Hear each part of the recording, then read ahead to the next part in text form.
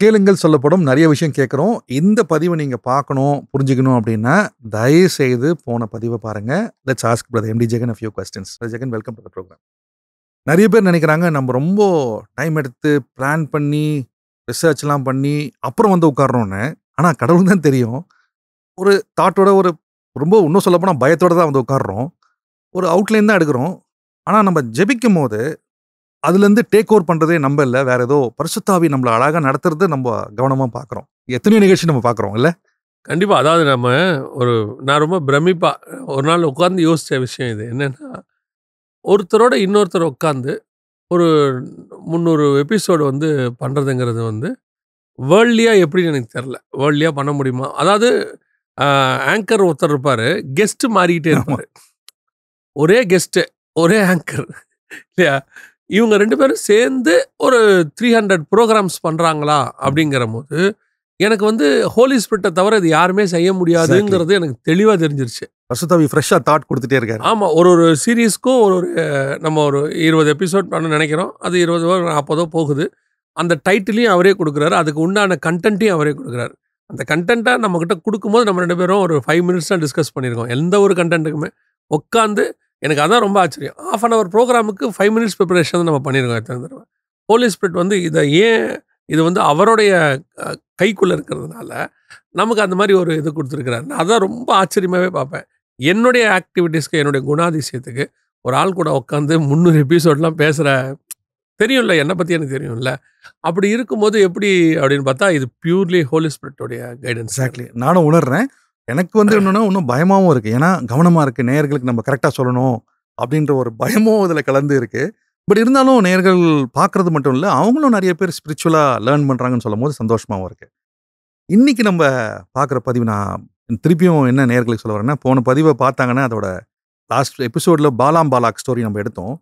தேவன் எப்படி த almighty God என்ன டோனில் பேசுகிறாரு, இந்த டோன்ன்றதை நாம் தெளிவுபடுத்த விரும்புகிறோம்.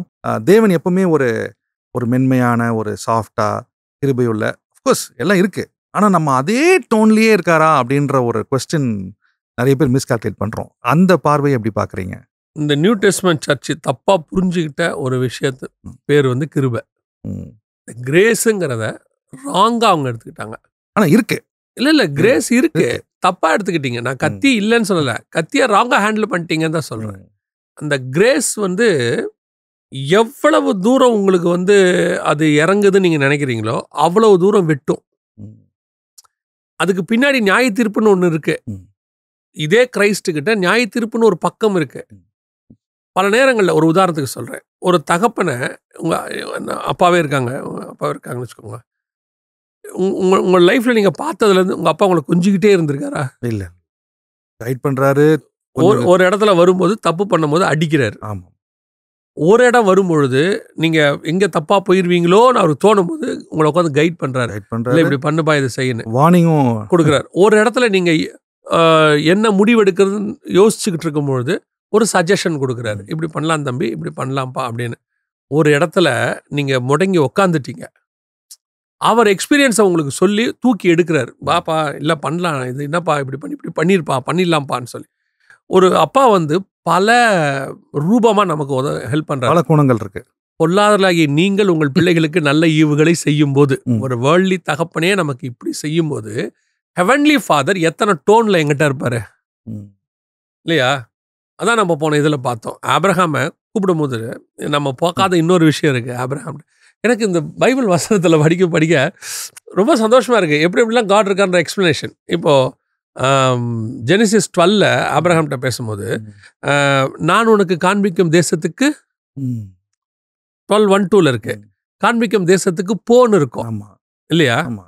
ஆனா ஆக்ஸ்ல பேசும்போது அப்போஸ்தலர் நடபடிகளில் 7ஆம் அதிகாரத்தில் ஆபிரகாம் பேசினாருன்னு சொல்லி ஸ்டேவான் சொல்லுவாப்ல. சொல்லும்போது அவர் என்ன சொன்னார்னா, கர்த்தர் ஆபிரகாமை நோக்கி நான் உனக்கு காண்பிக்கும் தேசத்துக்கு வா என்றார்னு இருக்கும்.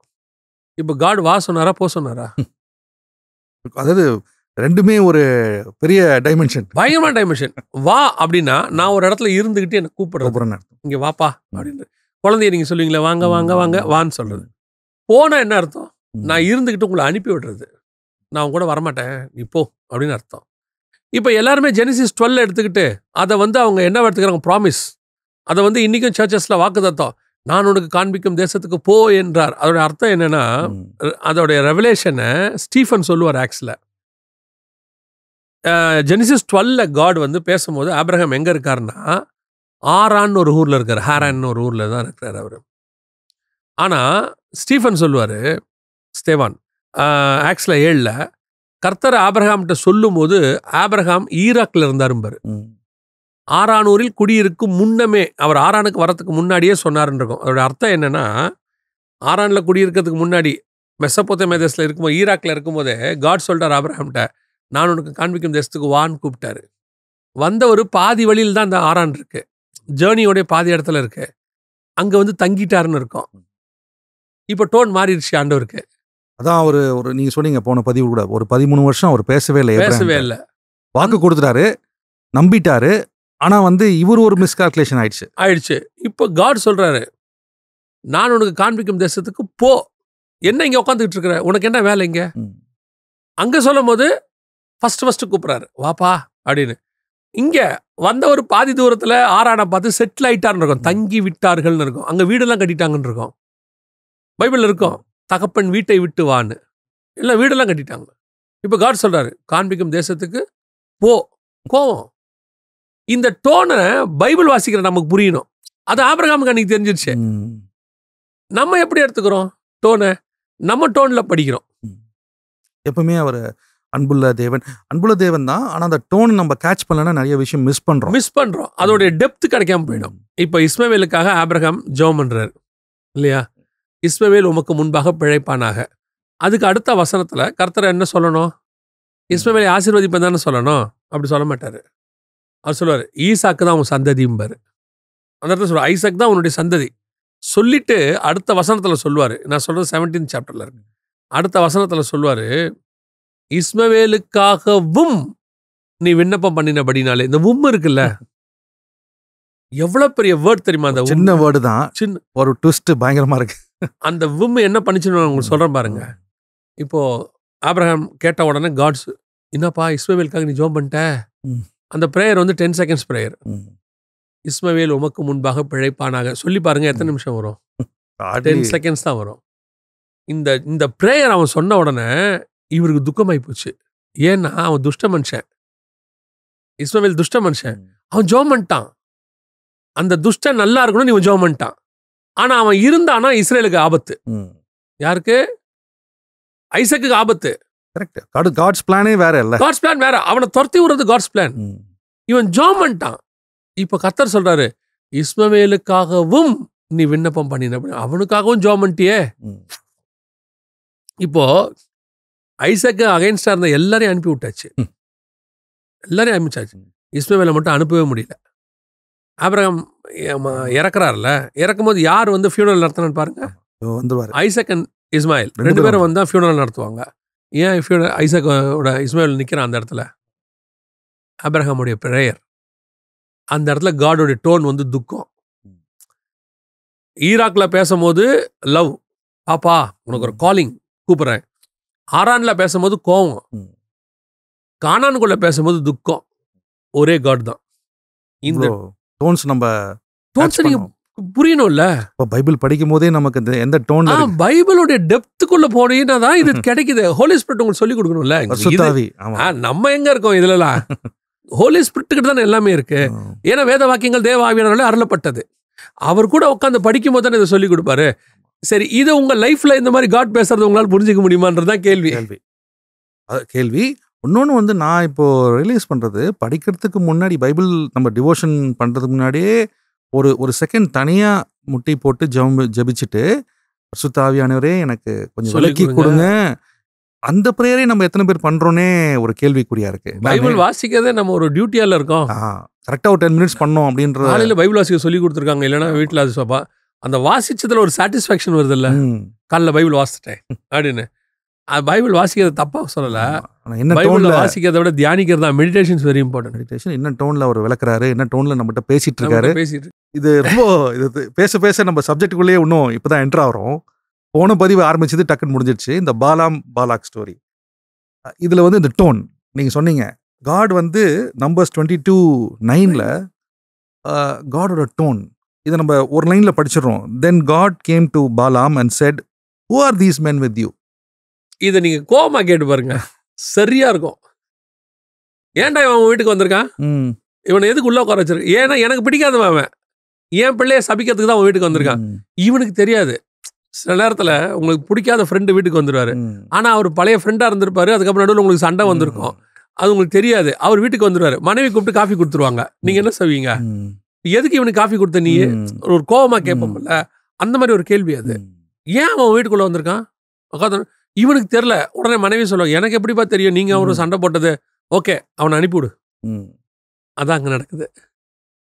நான் என்ன அதுல சொல்ல வந்தேன்னா, அவர் கேட்கும் போதே, இப்ப நீங்க கேட்பீங்களா உங்க ஒய்ஃபை, எதுக்கு இவன் வந்திருக்கான்னு உங்களுக்கு தெரிஞ்சிடும்ல. ஐயோ இவர் ஏதோ தப்பு பண்ணிட்டோம் போல. உடனே பிள்ளையாமுக்கு இது தெரிஞ்சிருக்கணும்ல. அவன் இல்லை அவங்க வந்து சபைக்கு வந்திருக்காங்க, இல்லை இல்லை அவங்களை அனுப்பிச்சி விட்டுருன்ட்டாரு. சரி அது கூட பரவாயில்ல, ஓகே ரைட், தெரியல தெரியாமல் பண்ணிட்டாங்க. நீங்கள் மறுநாள் வரும் வீட்டுக்கு வரும்போது அதே ஃப்ரெண்டுக்கு ஒய்ஃப் காஃபி கொடுத்தாங்கன்னா உங்களுக்கு இன்னும் எவ்வளோ கோவம் வரும். மறுநாள் பார்த்தா அவன் இருக்கான் வீட்டில். காட் கேட்குறாரு, என்னது அப்படின்னு. இவன் அதை விட பெரிய ஆச்சரியம், திருப்பி அவங்ககிட்ட சொல்லுவான், நீங்கள் இன்னைக்கு நைட்டு தங்குங்க.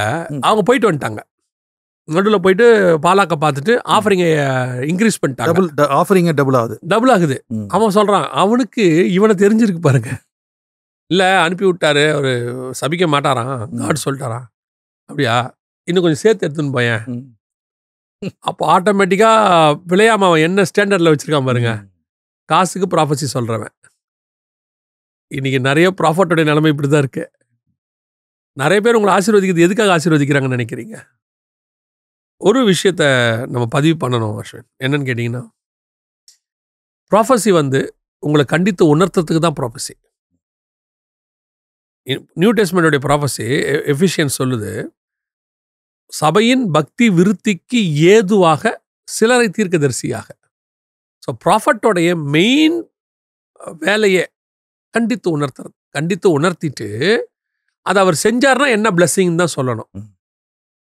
பிளஸிங்கை சொல்லணும், ஆனால் செஞ்சா என்ன பிளஸிங்? ஆபிரகாம்கிட்ட சொல்றாரு, நீ வா உன்னை பெரிய ஜாதி ஆக்குவேன். சரி இல்லைங்க, அது ஓல்ட் டெஸ்ட்மெண்ட். நியூ டெஸ்ட்மெண்ட் அப்படி இல்லை, கிருபை. ரைட், நியூ டெஸ்ட்மெண்ட்டுக்கு வந்துருங்க. நீ போய் பவுலுக்கு ப்ராஃபஸி சொல்லு.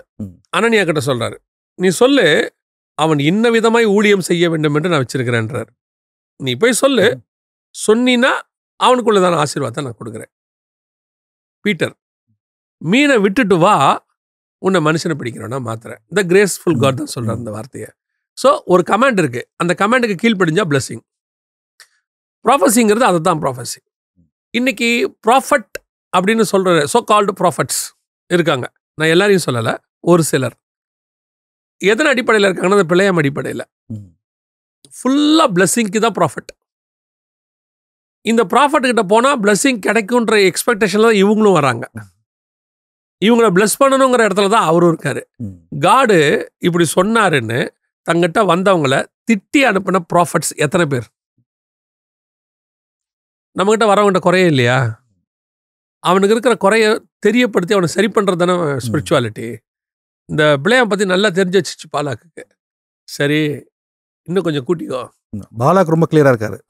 அவன் ரொம்ப தெளிவா இருக்கான் அந்த விஷயத்துல, ரொம்ப கிளியரா இருக்காரு. அது இப்போ ப்ராஃபட் தான் புரிஞ்சுக்கணும். இல்லை, ப்ராஃபிட்டும் கடவுளை பற்றி ரொம்ப கிளியராக இருக்காரு. தெரிஞ்சு இப்படி இருக்காருன்னு நினைக்கும் போது தான் நமக்கு பயமாகவும் இருக்கு.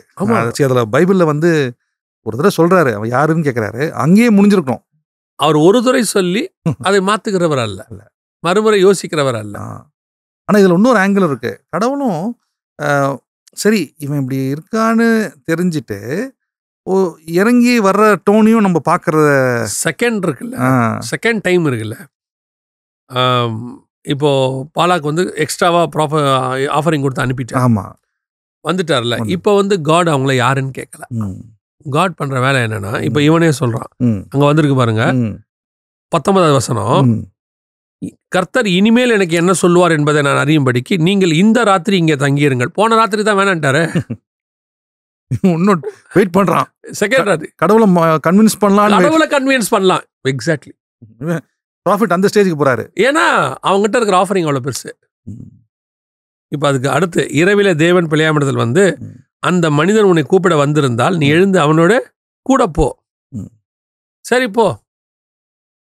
இதை நான் எப்படி பார்க்குறேன் தெரியுங்களா? பவுல் சொல்லுவார், இதை கர்த்தரே அல்ல நானே சொல்லுகிறேன்பாரு. அந்த மாதிரி இதை நான் எப்படி பார்க்குறேன் தெரியுங்களா? ம். காடு பிழையாம கொல்றதுக்கு முடிவு பண்ணிட்டார். ம். நான் போவேனான்னு சொன்னது என்னன்னா, பைபிள் வசனத்தின்படி நல்லா கவனிச்சு பாருங்க. கர்த்தர் ஆசீர்வதிச்சவனே மனுஷன் சபிச்சா முடியுமா? முடியாது. சபிக்க முடியுமா? முடியாதுல்ல. கர்த்தர் வந்து நோவாவுடைய 3 பசங்களை ஆசீர்வதிச்சிட்டாரு. Same, com, யாபேத். பிளஸ் பண்ணிட்டாரு. பிளஸ் பண்ணிட்டாரு. இப்போ காம் வந்து தப்பு பண்ணிட்டாரு. ம். அப்பாவுடைய நிர்வாணத்தை போய் சொல்லிட்டாரு வெளியே. மிஸ்டேக் ஆயிடுச்சு. சரி, எழுந்திரிச்சோன்னா நோவா யாருக்காக சபிக்கணும்? அவரை சமைச்சிடணும். காம சபிக்கணும். தன்னுடைய யங்கர் சன்னை சபிக்கணும். ஆனால் தெளிவாக நோவா செய்வார், தான் எழுந்திருந்து கானான் சபிக்கப்பட்டவன் பாரு. ம். காம சொல்ல மாட்டாரு. ம். ஏன் கானான்? கானான் யாருன்னு பார்த்தீங்கன்னா காமுடைய மூத்த பையன். ம். ஏன் அவனை சபிச்சாரு? ம். பையன் பண்ண தப்புக்கு ஏன் பேரனை சபிக்கிறாரு? ம். ஒரே ஒரு காரணம் தான். இப்போ நீங்கள் என்னதான் காம சபிச்சாலும் அவன் தலைமையில நிற்காது அது. ம். ஏன்? கர்த்தர் ஆசீர்வதிச்சவனை ம். மனுஷன் சபிக்கவே முடியாது. அவ்வளோதான், வேலை முடிஞ்சு. இப்போ இங்கே நடக்கிற விஷயம், ஏற்கனவே இஸ்ரவேலை கர்த்தர் ஆசீர்வதிச்சிட்டார். பிளஸ் பண்ணிட்டாரு. பிழையாம சபிச்சா என்ன ஆகும்? ஒன்றும் ஆக போகிறதில்ல. அப்புறம் ஏன் பிழையாம போவேனாரு? ம். இது இஸ்ரவேலை சபிக்கிறதுனால காட் பைபிள்ல ஆமா. ஐயோ பிழையாம போய் இஸ்ரவேலை சபிச்சிட்டானா சாபம் வந்துருமா? இவன் சாபம் ஒன்றும் நிற்காது. ம். ஏன்னா கர்த்தர் ஆசீர்வதிச்சிட்டாரு. ஆமா. இங்க பிழையாமுக்கான சேஃப்டி அது. ஏதோ ஒரு டீச் பண்றாரு. பிழையாம இவனுக்கு- போகாத, ம். அவங்கள சபிக்காத. காரணம், அவங்கள நீ சபிச்சினா நான் உன்னை சபிக்க வேண்டி வரும். ம். அதான் நீங்க இந்த ஸ்டோரி அப்படியே பேரல் கட்ல நம்ம ஜோனாவை பார்த்தா அது ஒரு மாதிரி ட்விஸ்டா இருக்கு. அது வேற ட்விஸ்ட். இதோட சேர்ந்து கான்செப்ட் ஒன்று, கான்செப்ட் ஒண்ணுதான். விஷயம் வேற. வேற. ஆமா. அங்க ஜென்டைல்ஸ்க்கும் ப்ராஃபட்டுக்கும் நடக்குது. ம். இங்க வந்து சொந்த ஜனங்களுக்கும் ஜென்டைல் ப்ராஃபட்டுக்கும் நடக்குது. So இது முழுக்க இவருக்கு இந்த ப்ராஃபிட்டுக்கு ஒரு டீச் பண்றாரு. ப்ராஃபட்டுக்கான டீச்சிங். இப்போ வந்து நீ போய் அவங்கள சபிச்சிட்டீன்னா, ஏன்னா நான் ஆபிரகாம்கிட்ட ஒன்று சொல்லியிருக்கிறேன், உன்னை ஆசீர்வதிக்கிறவர்களை நான் ஆசீர்வதிப்பேன், உன்னை சபிக்கிறவர்களை நான் சபிப்பேன். இப்போ நீ அவங்கள சபிச்சின்னா நான் உன்னை சபிக்கணும். ஏன்னா அதான் நான் ஆபிரகாம் பண்ண வாக்குத்தத்தம். நீ தயவு செஞ்சு இங்க போயிடாத. அப்ப பிழையாம போக வேணாம்னு சொன்னதுக்கு ரீசன், இவன் சபிச்சா இஸ்ரவேல சாபம் ஆயிடும் என்ற பயம் கர்த்தருக்கு கிடையவே கிடையாது. இவரு நீ சபிச்சா நீ சாபமாயி போயிடுவடா, அதுக்காக உன்னை போவேனான்னு சொன்னேன். கவனமாருன்னு. இப்ப 2வது தடவை கேட்கும்போது போன்னு ஏன் சொல்றாரு? உன் தலையெழுத்த யார் மாத்த முடியும்? நம்ம சொல்லுவோம்ல பேசும்போது ஜாலியா. ஏன்னா அவன் தெரியுது இவன் பார்வை வந்து வேற இதுல இருக்கு. பணத்துக்கு மேல போயிருச்சு, பணத்து மேல இனி போயிருச்சு. உன்னை காப்பாற்ற முடியாது அப்படின்ற ஸ்டேஜ் வந்துடுச்சு. சரி போ சொல்லிட்டு அடுத்த வார்த்தை சொல்லுவார் அழகா. ம். அதே வசனத்துல அவர் சொல்றாரு பாருங்க, நீ போ, நீ எழுந்து அவரோடு போ, ஆனாலும் நான் உனக்கு சொல்லும் வார்த்தையின்படி மாத்திரம் நீ செய்ய வேண்டும் என்றார். அங்கேயும் ஒரு அவனை காப்பாத்துறாரு. அந்த- அங்கேயும் அவனை காப்பாத்துறாரு. ஏன்னா நீ போய் அங்க சபிச்சின்னா அந்த சாபம் தலைமையில வந்துடும். ம். நான் என்ன செய்யறேன், உனக்கு பணத்து மேல ஆசை வந்துருச்சு, ம். இவன் கூட போகணுங்கிற ஃபீலுக்கு வந்துட்ட. சரி போ, லாஸ்ட் சான்ஸ் உனக்கு சொல்றேன், கவனமாரு. கவனமா இரு, நான் சொல்றதை மட்டும் சொல்லிட்டு வந்துரு. ஏன்? நான் சொல்றது ஃபுல்லா ஆசீர்வாதம் இஸ்ரவேல. இவன் போய் எல்லா இடத்துல இருந்து பார்க்கறான், ஆசீர்வதிக்கிறான். அப்போ ஆபிரகாம் கொடுத்த ஆசீர்வாதம் இவனுக்கு எப்படி அப்ளைகள் ஆகும் பாருங்க. பிழையாமுக்கு உன்னை ஆசீர்வதிக்கிறவர்களை ஆசீர்வதிப்பேன். அப்போ இவன் நீ அங்க ஆசீர்வாதத்தை பேசினாலும் அது உனக்கு ஆசீர்வாதமா தான் மாறும். எவ்வளவு லவ்வபிள் காட் பாருங்க. எல்லாரையும் நேசிக்கிறாரு. எப்படி நேசிக்கிறார், இவனை எப்படி காப்பாற்ற விரும்புறாரு பாருங்க. ம். நீ போய் அவனை சபிச்சிடாத, ம். காரணம் நீ சபிக்கப்பட்டுருவ. இதுல இன்னொரு ட்விஸ்ட் என்னன்னா, இந்த ராஜா இருக்காருல்ல, பாலாக், பாலாக் கேரக்டரு, சரி இவ்வளவு நடக்குது இல்ல, அவர் இஸ்ரேலோட அமைதியா இருந்திருந்தாலே சமாளிச்சு ஒரு ஒரு சி நான் இன்னொரு ஹியூமன் ஆங்கிள் பாக்குறேன். ஆனா அவன் அடமெண்டா ஒரு ஒரு இவங்களை முடிக்கணும்னே வரான். இது என்னன்னா ரொம்ப வேப்பாவும் இருக்கு. கடவுள் இவங்களுக்கு செஞ்சதை பாலாக்கு தெரியாம இருக்கும்னு நினைக்கிறீங்களா? ஏன் தெரிஞ்சிருக்கும் நான் சொல்றேன். எதை வச்சு சொல்றேன்? வசனத்தை வச்சு தான் சொல்றேன். ம். ராகாப்பு கிட்ட போறாங்கல்ல இவங்க எல்லாரும், போய் அந்த எரிகோக்கு போகும்போது ராகாப் சொன்ன வார்த்தை என்னன்னா, எகிப்தியருக்கு செய்ததை கேட்டு நாங்கள் பயந்திருக்கிறோம். ம். அப்போ கர்த்தர் எகிப்தியர், ஏன்னா எகிப்து வந்து அன்னைக்கு வல்லரசு. இப்போ ட்ரம்பை சுட்டாங்கல்ல, ம். அந்த சுட்டவரை பத்தி பெரிய இஷ்யூ வந்துச்சுல்ல. ம். யாரு அவர், எங்க இருந்து வந்தார், எதுக்கு சுட்டாரு, ஏன், என்ன காரணம், இப்படி ஒரு எடுத்து போட்டாங்கல்ல. அப்போ பெரிய அன்னைக்கு உள்ள அமெரிக்க ஜனாதிபதி தான் பார்வோன், வல்லரசுடையது. அப்போ அவர் செத்துட்டாரு, சாகடிச்சிட்டாங்க அப்படின்னா சாகடிச்ச கடவுள் எப்படி ரீச் ஆயிருப்பாரு? ம். பாலாக்கு தெரியாதா இது? ம்.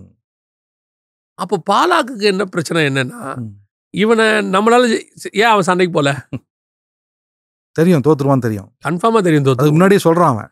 நம்மள சாப்பிட்டுருவான். சாப்பிட்ருவான், ஃபுல்லாக முடிச்சிருவான்ட்டான். அப்போ அவனுக்கு நல்லா தெரியுது. He knows the power of இன்னொரு ஆங்கிள் பாருங்க, அவனை ஃபிசிக்கலி ஹேண்டில் பண்ண முடியாதுடா, ஸ்பிரிச்சுவலி ஹேண்டில் பண்ணுங்கிறான். இங்கே தான் இருக்கு ட்விஸ்டே. இதான் மேட்டர். நிறைய நேரத்தில் நம்ம பாவத்தில் விழுறது, ஊழியக்காரங்களாக இருக்கட்டும், பிள்ளையமாக இருக்கட்டும், அல்லது விசுவாசியாக இருக்கட்டும், எல்லாருமே ஃபிசிக்கல் பாவத்தை கான்சென்ட்ரேட் பண்ணிகிட்டே இருப்போம். நம்ம ஸ்பிரிச்சுவல் அடல்ட்ரியாக இருக்கட்டும், இல்லை வந்து திஃப்ட்டு, திருடு, அல்லது வந்து பொய் சொல்கிறது, இதை தானே கான்சென்ட்ரேட் பண்ணுறோம். இதை பண்ணாமல் கூட நம்ம இருப்போம். நம்ம அறிஞ்சு யாருக்கும் திருட மாட்டோம், அடல்ட்ரிக்குள்ளே போக மாட்டோம். இப்படி ஒரு குரூப் அப்படி இருக்குது, உண்மையாக இருக்கிறவங்க இருக்காங்க. பட் ஸ்பிரிச்சுவல் வீழ்ச்சினா என்ன? இருதயத்தில் சிந்திக்கிறதா, இச்சையா நோக்கிறதா, அதெல்லாம் இதில் வந்துடும். காட் சொல்கிறத செய்யாதது, காடுக்கு அகைன்ஸ்டாக செய்யறது, அட்டம்ப்டும் பண்ணாமல் இருக்கிறது, காட்ஸ் வில்லுக்கு அகைன்ஸ்டாக போகிறது, இதெல்லாமே சின். இதை நம்ம என்னைக்கு சின்னா பார்த்தோம்? முதல்ல லிஸ்ட்லேயே இல்லை. பிலேயாமுக்கு அதான சின்னு. அதை பற்றி அவன் இதுவே இல்லை, ரியலைஸே பண்ணலையே. கன்வின்ஸ் பண்ணுறான் கடவுளை. அந்த ஆஃபரிங் அவன் கண்ணை மறைச்சிருச்சு. இல்லை, இன்னைக்கு எத்தனை பேரை ஆஃபரிங் கண்ணை மறைச்சிருச்சு. அதாவது எனக்கு சொல்லிக் கொடுத்த ஊழியக்காரங்க சொல்லிக் கொடுத்தது தான். 2 விஷயத்தில் ஊழியக்காரங்க கேர்ஃபுல்லாக இருக்கணும். ஒரு ஊழியக்காரர் சொன்னார் 3 விஷயத்தில் கேர்ஃபுல்லாக இருக்கணும். 2 விஷயத்தில் என்னன்னு ஒருத்தர் சொல்லிக் கொடுத்தாரு. உபதேசத்தில், டாக்ட்ரின், 2வது பணம். இது 2ல் விழுந்தவனை தூக்கிறது கஷ்டம். உபதேசத்தில் ஒருத்தன் விழுந்துடுறான் இல்லையா, டாக்ட்ரின். அந்த டாக்ட்ரின் வந்து ஒரு விதமான ஆக்டோபஸ் மாதிரி நாலா பக்கம் பிடிச்சிரும். அவனை வெளியே கொண்டு வரது ரொம்ப கஷ்டம். அட் த சேம் டைம் பணத்தில் விழுந்திருக்கான்ல ஊழியக்காரனாக இருக்கட்டும், விசுவாசி, அவனை தூக்குறதும் கஷ்டம். பணத்தை ஆசையில். அதனால தான் பைபிள் சொல்லுது, பணத்தை ஆசை எல்லா தீமைக்கும் வேறாக இருக்கிறது. பணம் தேவை, பணத்தை ஆசை தப்பு. பொருள் தேவை, பொருள் ஆசை தப்பு. யாரும் பணம் இல்லாமல் இருக்கவே முடியாது. ஏன்னா சர்வைவலுக்கு பணம் வேணும். பொருள் இல்லாமல் இருக்கவே முடியாது. சர்வைவலுக்கே பொருள் வேணும். பட் அது மேலே ஒரு ஆசை வருது இல்லை, இங்கே அதான் வீழ்ச்சி. பிள்ளையாமுக்கு வந்தது அதுதான், அந்த ஆசை. அவனுக்கு என்னன்னா, காடையும் விட முடியல, பாலாக்கியும் விட முடியல. பாலாக்குனா அவன் கொடுக்குற ஆசீர்வாதத்தை விட முடியல. ஆண்டவர் சொல்றாரு, போ, ஆனா பேசுறத மட்டும் பேசு, மாத்தி பேசிடாத, அது உனக்கு தான் சிக்கல். அப்போ ஊழியக்காரன் இதுல ரொம்ப கான்சியஸா இருக்க வேண்டியிருக்கு. விசுவாசியும் சரி, ஊழியக்காரனும் சரி, இதுல ரொம்ப கான்சியஸா இருக்க வேண்டியிருக்கு. முடிவு என்ன ஆயிடுச்சு பாருங்க, அதான் முடிஞ்சிருச்சு. எனக்கு நீங்க சொல்லுங்க. இல்ல, தொடர்ச்சியா பார்க்கும்போது 4 விதமான ப்ராஃபஸி கொடுக்குறாரு. 4 விதத்துலையுமே காம்ப்ரமைஸ் பண்ணாம கடவுள் கவனமா சொல்றத சொல்றாரு. சொல்லிட்டு ஆனா இங்க எப்படி இருக்குன்னு கேட்டீங்கன்னா, பிலேயாம் தன் வழியே போனான்னு இருக்கும். 25வது வசனம் 24-25. பின்பு பிலேயாம் எழுந்து புறப்பட்டு தன் இடத்திற்கு திரும்பினான், பாலாகும் தன் வழியே போனான் அப்படின்னு இருக்கு இல்லையா? இப்போ 25ஆம் அதிகாரம் தான் அதுல வந்து டாப் ட்விஸ்ட். இப்ப வந்து இவ்வளோ வைராகியமா இருக்கிற கடவுள் வந்து எதுக்காக வைராகியமா இருக்காரோ அங்கே ரிவர்ஸ் ஆகுது. கடவுள் சைடுல எவ்வளவு கவனமா இருந்தாரு. இவங்க நான் சொல்ல வந்து என்னன்னா, பிள்ளையாம் எழுச்சி போயிட்டாரு, அவ்வளவுதான், முடிஞ்சிருச்சு இந்த சீன், அதோட ஓவர். ஆனா இதுக்கு ஒரு பிளாஷ்பேக் இருக்கு. மீடியா திருப்பியும் ட்விஸ்ட், ஒரு பிளாஷ்பேக். என்னன்னு கேட்டா, திடீர்னு பார்த்தா இஸ்ரவேல் சீத்தீம்ல தங்கி இருக்கையில் தங்கள் மோவாபிய குமார்த்திகளோடு வேசித்தனம் பண்ண தொடங்கினார்கள் அப்படின்னு ஆரம்பிக்குது. பாலாக் யாரு? என்னாகும் 22:1. பின்பு இஸ்ரவேல் புத்திரர் பிரயாணம் பண்ணி எரிகோ கிட்ட இருக்கும்போது யோர்தானுக்கு இக்கரையிலே மோவாபின் சமனான வெளிகளில் பாளையம் இறங்கினார்கள். இஸ்ரவேலர் எமோரியருக்கு செய்த யாவையும் சிப்போரின் குமாரனாகிய பாலாக் கண்டான். அவங்க எங்க இருக்கிறாங்க? மோவாபின் சமனான வழிகளில் அப்படின்னு இருக்கு. அப்பதான் பாலாக் பாக்குறான். அப்போ மீதியானின் மூப்பரை நோக்கி, அப்போ பாலாக் சொல்லக்கூடியதான ஒரு வார்த்தை, மீதியானின் நோக்கி மாடுகளில் புல்வெளியை மேய்கிறது போல இப்பொழுது இந்த கூட்டம் இருக்குன்னு சொல்றான் இல்லையா? இந்த மீதியான் தேசத்துல இருக்கக்கூடிய, ஆனா இஸ்ரவேலர்கள் மோவாப்ல இருக்காங்க. இங்க எங்க தப்பு நடக்குதுன்னா மோவாபியஸ்திகளோட நடக்குது. இப்போ பாலாக் என்ன பண்றான்? மீதியான்காரன் அவன் என்ன செய்யறான்? இந்த மோவாபிய ஸ்திரீகளை கொண்டு வந்து இங்க செய்யறான். ஆனா இங்க பார்க்கும்போது பாலாக் அனுப்புனான்னு இருக்காது, எதுவுமே இருக்காது. ஆனா பின்னாடி வசனம் சொல்லுது, உபாகமத்துல பேசும்போது மோசே சொல்வாரு, பிள்ளையாம் தான் இந்த ஐடியா கொடுத்தான் பாரு, போனவர் சும்மா போல பிளானோட. சரி, இந்த ஆஃபரிங்க கட்சி வரைக்கும் விட முடியல, காட் அதை வாங்க விடல, அதான் உண்மை. சில ஆசீர்வாதத்தை கர்த்தர் வாங்க விடாம தடுக்கிறாருன்னா அதுக்கு காரணம் இருக்கும். ம். நாம பல நேரத்துல அந்த ஆசீர்வாதத்தை புடிக்கணும்னு முடிவு பண்ணிடுவோம். ம். காட் என்ன சொல்றாரு, உனக்கு நான் இவ்வளவும் தரேன், இது வேணாம், இது ஒண்ண மட்டும் விட்டுரு அப்படிம்பாரு. இவரு அதுவும் வேணும்பாரு.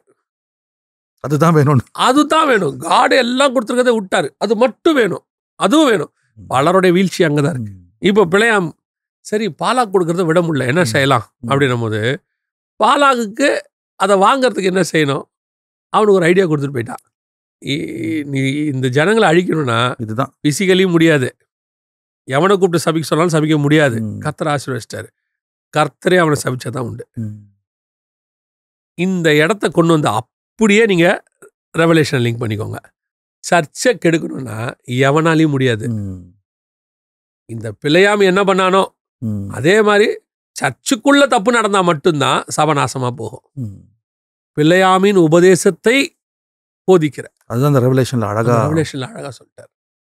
ஊழியக்காரனை வச்சே உள்ளுக்குள்ள என்ன கொண்டாட்டாரு, ராங் டாக்டரினை கொண்டாட்டார். ஸோ வெரி கேர்ஃபுல்லா இருக்க வேண்டியது மிக முக்கியமான விஷயம்.